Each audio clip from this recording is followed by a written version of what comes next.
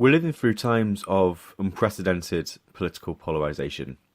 Everywhere you look, there's a new cultural battle being fought between self-labelled liberals and the so-called alt-right, and these groups have created a great gap in the political centre ground.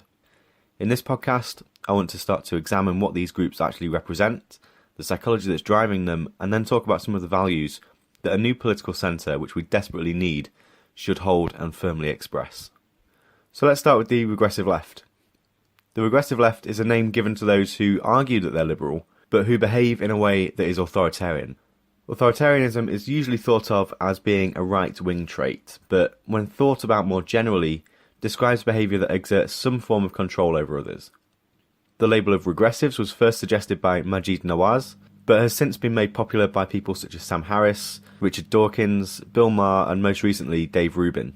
So what do the Regressive Left actually stand for? Well, in line with typical liberal groups, they're supportive of gay rights, gender equity, and are generally against limiting immigration. They also seem to call for largely socialist economic policies, which is why many were attracted to Bernie Sanders' presidential campaign, and in the UK are still supportive of the Labour Party under Jeremy Corbyn. However, there does seem to be quite a nasty side to some regressives. First, they're firm in their support of free speech, so long as your views are in line with theirs. If not, then you should be prepared to be subjected to disinvitation or censorship, or at the very least expect anything you said to be introduced using a trigger warning, and safe spaces to be available to your audience. Many regressive leftists won't engage in debates about their favourite topics, because to do so would be to legitimise an opposing worldview. Instead, it's been seen that those within this group will resort to name-calling and defamatory accusation, which invariably includes racist, sexist, homophobe, or Islamophobe. The psychology driving this movement is clear, and links to the ideas that I put forward in my 3-minute review of moral foundations theory. In short, regressive leftists are driven by the care foundation of morality. They see victim groups and seek to protect them from criticism at all costs. Let's contrast this with the alt-right.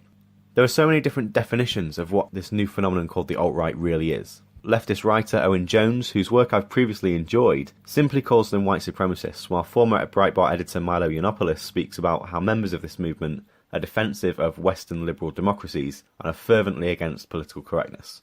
In probably one of the best descriptions of the alt-right that I've seen, Dave Rubin describes how this movement is made up of a number of different groups. Some, no doubt, are the racist types that are in favour of white nationalism, and the sexists who think that women should be living in the shadows of men. After all, Richard Spencer did welcome YouTuber Millennial Woes to a major alt-right conference towards the end of 2016. That said, it's inherent in the nature of political polarisation that less extreme members of either side of the political divide will be sucked into any movement. This has happened with the regressive left, and is also happening with the alt-right. Both sides of this battle keep hitting back against the other, causing an even wider space in the political centre. So what do the alt-right actually represent? Well, they want to end the regressives' identity politics of so-called victimhood culture, and instead support the expansion and purification of European and Western ideals. Inherent in this is opposition to immigration, particularly from Islamic countries, and a no-holds-barred approach to free speech. Though again, God forbid anyone speak against one of their sacred topics. Just think about the response to Colin Kaepernick not standing for the American national anthem. Underpinning this is a strict preference for in-group members. In moral terms, the alt-right values in-group loyalty and purity over all else. For me, the regressive left and the alt-right are two sides of the same coin. Both movements have sacred topics that they circle around. On the left, it's opportunity to the mystical patriarchy and protection of those who are supposedly at the bottom of the social ladder. On the right, it's opposition to political correctness, immigration, and change in social values. Notice the commonality between these two groups. Their focus is on opposition. While on the face of it, they seem to have clear moral values, they're actually known for what they're against. This is yet another example of the polarisation that's harming our political discussions in our various societies at the moment.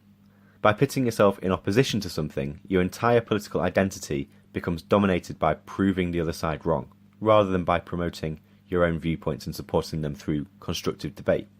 This is a great example of what Jonathan Haidt calls Manichaean thinking, where political camps are delineated into teams of good versus evil. We know that this isn't good for compromise or constructive political dialogue. By essentially having different teams in a political debate, either representing good or evil, then people who disagree with you don't just hold a different opinion, but they're the enemy. Any attempt to find common ground is an act of betrayal to your cause, and so maintaining an ideologically pure sense of the world is advantageous not only just to your reputation within your group, but also for your own sense of identity. From From a psychological point of view, maintaining a constant sense of self through a consistent worldview is really important. There are a variety of worldview defence theories, such as ideas about terror management and belief in a just world, which argue that having a clear and consistent view of the world maintains our personal and social identities, and may also prevent us from experiencing mental or emotional distress. From this perspective then, maintaining a clear division between us and them might actually serve a protective psychological function. Recent research though shows that this is a really interesting phenomenon, an approach to politics that in the long term might prove to be actually ineffective. Pitting yourself against another team, or setting out to destroy their values, represents what's being referred to as the politics of fear. In contrast, promoting your own view of a more positive world is described as the politics of hope. By relying on fear and trying to stifle the other team's plans, you risk achieving nothing at all. This is probably best exemplified through the US Congress under Barack Obama, when Republicans made it very difficult for the Democratic president to pass any new legislation.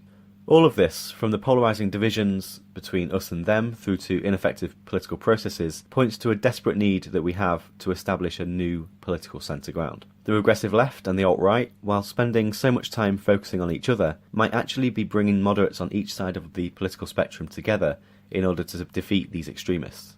This emerging trend rejects identity politics and acknowledges that both liberalism and conservatism have good ideas to produce a structured, free and just society. This new political centre ground needs to stick to specific principles. Principles of free speech and open debate, of evidence-based policy making, and of putting fixed ideological positions to one side in favour of compromise and effective legislating.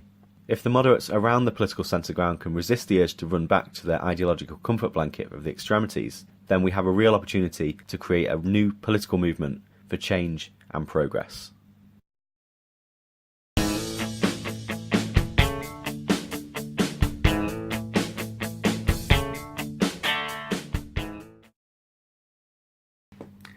If you found this helpful, then please do subscribe to the channel below, or you can also join the conversation on Twitter at CraigHarper19 and also on Facebook. So that's facebook.com/CraigHarperPsychology. Thanks for watching, and I'll see you next time.